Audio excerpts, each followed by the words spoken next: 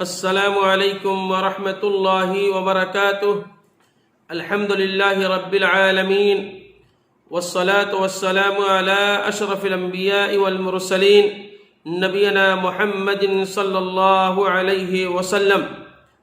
محترم سامعین و ناظرین کرام اور اسلامی بھائیوں، آج انشاءاللہ ہم آپ کو بتلائیں گے نبی کریم صلی اللہ علیہ وسلم کی زبان اقدس پر کثرت سے جاری رہنے والی دعا کون سی تھی۔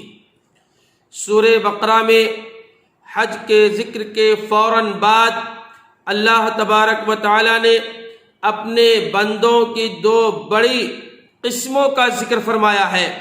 پہلی قسم ان لوگوں کی جن کا مطمع نظر صرف دنیاوی منفعت ہوتی ہے، ان کا صرف ارادہ ہی دنیا کے فائدے کے لیے ہوتا ہے، اور ان کے متعلق فرمایا کہ ایسے لوگوں کے لیے آخرت کی کامیابی کا کوئی حصہ نہیں ہوتا، اور انہیں کامیابی آخرت میں کوئی حصہ بھی نہیں ملے گا الا یہ کہ وہ توبہ کر لیں اور اللہ انہیں معاف فرما دے۔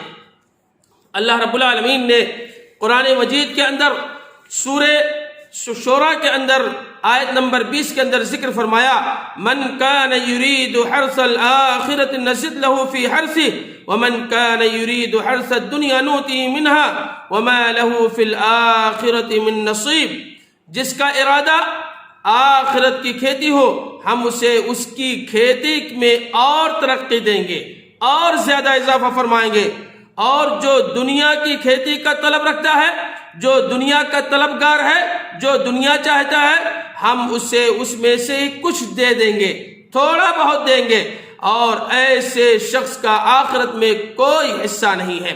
اس کی تفسیر کے اندر علماء کرام لکھتے ہیں، مطلب یہ ہے کہ جو شخص دنیا میں اپنے اعمال و محنت کر کے ذریعے سے آخرت کے اجر و ثواب کا طالب ہے، تو اللہ تعالیٰ اس کی آخرت کی کھیتی میں اضافہ فرما دیتے ہیں۔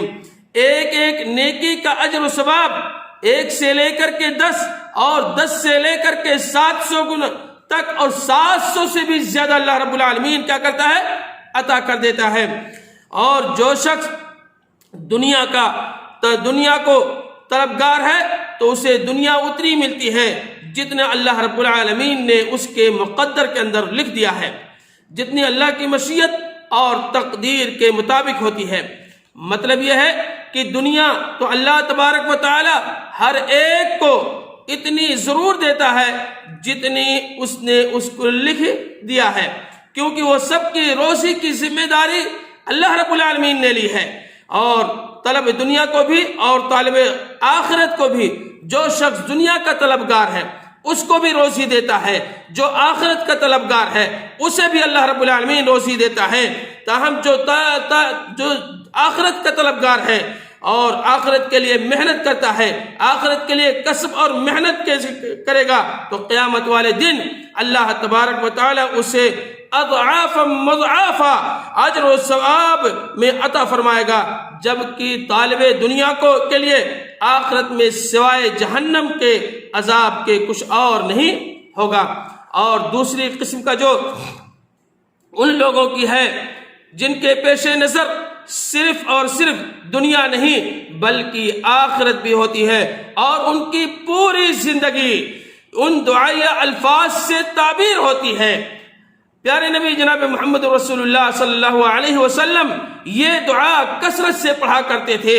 قرآن مجید کی آیت کریمہ سورہ بقرہ پارہ نمبر 2 آیت نمبر 201 کے اندر ذکر ہے، ربنا آتنا فی الدنیا حسنۃ وفی الآخرۃ حسنۃ وقنا عذاب النار۔ اے ہمارے رب، اے میرے رب، اے میرے پروردگار، ہمیں دنیا بھی بھلا عطا فرما اور آخرت میں ہمارے لیے بھلائی مقدر کر دے، اور ہمیں جہنم کے آگ سے بچا لے۔ جو شخص اس دعا کو پڑھتا ہے، اس کے اندر ساری چیزیں، دنیا بھی طلب کر لیا، دنیا بھی مانگ لیا، آخرت بھی طلب کر لیا، اور جہنم کے آگ سے بچنے کے لیے بھی دعا کر لی۔ یہ دعا اتنی جامع ہے کہ ہمیں اور آپ کو سجدے کے اندر اٹھتے بیٹھتے چلتے پھرتے ہر وقت پڑھنا چاہیے۔ بمشکل 30 سیکنڈ 40 سیکنڈ اس دعا کو پڑھنے میں لگتا ہے، لیکن بڑے افسوس کے ساتھ کہنا پڑتا ہے کہ ہمارے بہت سارے بھائیوں کو اس کے بارے میں علم نہیں ہے اور پڑھتے بھی نہیں ہیں۔ جبکہ ایک شخص اس دعا کو پڑھتا ہے، اس کے لیے دنیا بھی مانگ لیا، آخرت بھی مانگ لی، اور اللہ رب العالمین سے دعا بھی کری اللہ رب العالمین جہنم کی آگ سے بچا لے۔ تو ساری چیزیں مانگ لی تو بچا کیا؟ بچا کیا میرے بھائیوں؟ تو اس دعا کو نبی علیہ السلام اپنی زبان اقدس پر کثرت سے جاری رکھتے تھے اور کثرت سے پڑھتے تھے۔ تو ہمیں اور آپ کو بھی چاہیے کہ اس دعا کو کثرت سے پڑھیں۔ احادیث میں اس دعا کی بڑی فضیلت آئی ہے۔ سیدنا انس بن مالک رضی اللہ تعالیٰ عنہ سے روایت ہے کہ رسول اللہ صلی اللہ علیہ وسلم کثرت سے یہ دعا پڑھا کرتے تھے یا دعا کرتے تھے۔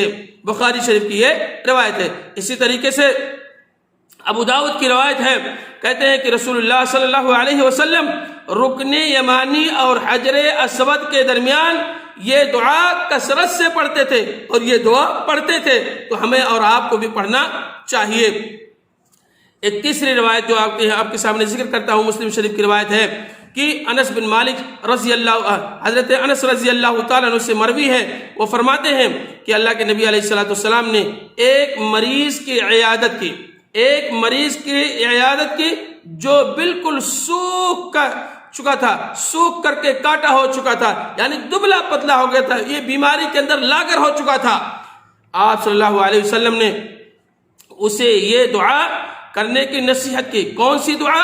ربنا آتنا فی الدنیا حسنۃ وفی الآخرۃ حسنۃ وقنا عذاب النار۔ اس نے ایسا ہی کیا، یعنی اس دعا کو کثرت سے وہ پڑھنے لگا جو شخص بیمار تھا، اور اس کی بیماری دور ہو گئی۔ گویا کہ یہ دعا بیماری کے لیے بھی شفا ہے، اور یہ دعا دنیا اور آخرت مانگنے کے لیے بھی دعا ہے۔ یہ دعا کثرت سے سجدے کے اندر ہمیں اور آپ کو پڑھنا چاہیے۔ سبحان رب الاعلیٰ پڑھنے کے بعد 3 مرتبہ پڑھنے کے بعد یہ دعا کثرت سے اپنی زبان پر لانا چاہیے کہ ربنا آتنا فی الدنیا حسنۃ وفی الآخرۃ حسنۃ وقنا عذاب النار۔ اور اس کے علاوہ اور بھی دعائیں ہیں، لیکن نبی علیہ السلام کی زبان اقدس پر کثرت سے یہ دعا پڑھتے تھے۔ اللہ رب العالمین سے دعا ہے، الہ العالمین ہم تمام مسلمان بھائیوں کو اس دعا کو پڑھنے کی توفیق عطا فرما۔ الہ العالمین ماضی کے اندر جو غلطیاں سرزد ہوئی تو اسے معاف فرما دے۔ الہ العالمین ہم میں سے جو لوگ مقروض ہیں تو ان کے قرض کو تو ادا کرا دے۔ آمین یا رب العالمین۔ السلام علیکم ورحمۃ اللہ وبرکاتہ۔